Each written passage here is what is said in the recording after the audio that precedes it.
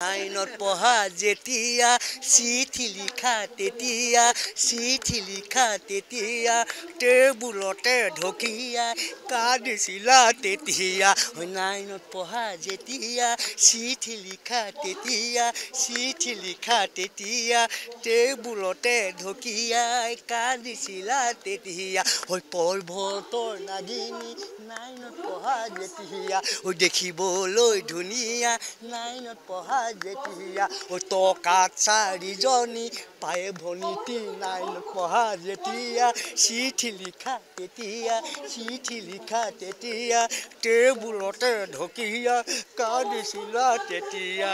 ধন্যবাদ।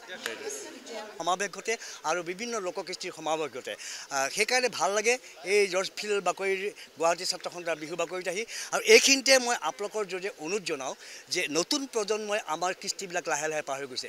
অকল বিহু কৃষ্টিৰ কথা মই ক'বলৈ যোৱা নাই, বিহুৰ লগত জড়িত হৈছে কৃষি, বিহুৰ লগত জড়িত হৈছে হস্ততাঁত শিল্প। গতিকে আমাৰ নতুন প্ৰজন্মই আজি নাঙল কাক কয়, ওখোন কাক কয়, মুখৰা কাক কয়, জবকা কাক কয় এইবিলাক চিনি নাপায়। আমাৰ নতুন প্ৰজন্মই ৰাস কাক কয়, মহুৰা কাক কয়, যঁতৰ কাক কয় এইবিলাক চিনি নাপায়। গতিকে মই সদৌ অসম ছাত্ৰ সন্থাক বিনম্ৰভাৱে অনুৰোধ জনাইছোঁ অনাগত বছৰবিলাকত এই বাকৰিতে কাষতে এখন প্ৰদৰ্শনী ব্যৱস্থা কৰক আৰু এই প্ৰদৰ্শনী থলীত এই কৃষিৰ সামগ্ৰী আৰু তাঁতশালৰ সামগ্ৰীবিলাক প্ৰদৰ্শন কৰি নতুন প্ৰজন্মবিলাকক চিনাকি কৰি দিয়ক। নহ'লে নতুন প্ৰজন্মই এইবিলাক নাজানিব আৰু কালৰ বুকুত আমাৰ এই কৃষ্টিৰ সঁজুলিবিলাক হেৰাই যাব। ৰোমান্টিক মুহূৰ্ত গোটেই জীৱনটো ৰোমান্টিক এটা মুহূৰ্ত মনত থাকে, স্মৃতি থাকে, আজিৰ দিনটোত মনত পৰিব এনেকুৱা ৰোমান্টিক মই নিজে সাংঘাতিক ৰোমান্টিক মই বিৰাট ৰোমান্টিক। মই তোমালোকে গম পোৱা নে নোপোৱা নাজানো, মই 4 নম্বৰজনীকে বিয়া পাতিছোঁ এতিয়া। 3 নম্বৰ আগতে মই 3জনীৰ লগত প্ৰেমত আবদ্ধ হৈছিলোঁ বিহুতলীত, বিহুৰ বাকৰিত প্ৰেমত পৰিছিলোঁ। সেইকাৰণে বিহু মোৰ হিয়াৰ আমঠু। গতিকে মই এজন বিৰাট ৰোমান্টিক বৃদ্ধ বুলি ক'ব লাগিব।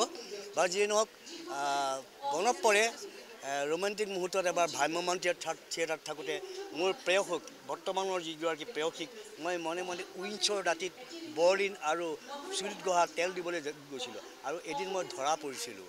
প্ৰযোজকে ধৰা পেলাইছে মনে মনে মোৰ প্ৰেয়সীক সেই উপহাৰ প্ৰদান কৰাৰ কাৰণে। এইবিলাক বহুত ঘটনা আছে, ভাল লাগে এইবিলাক ৰোমন্থন কৰি ভাল লাগে। ৰোমন্থন কৰিলে আকৌ অতীতলৈ উভতি যাবলৈ মন যায়।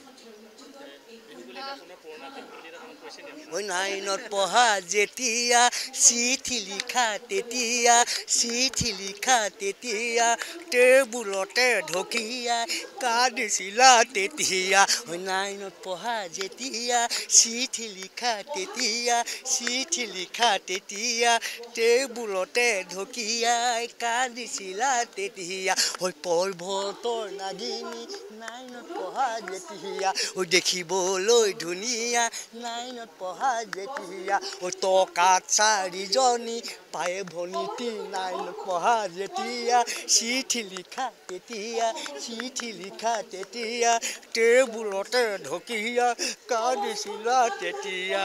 ধন্যবাদ।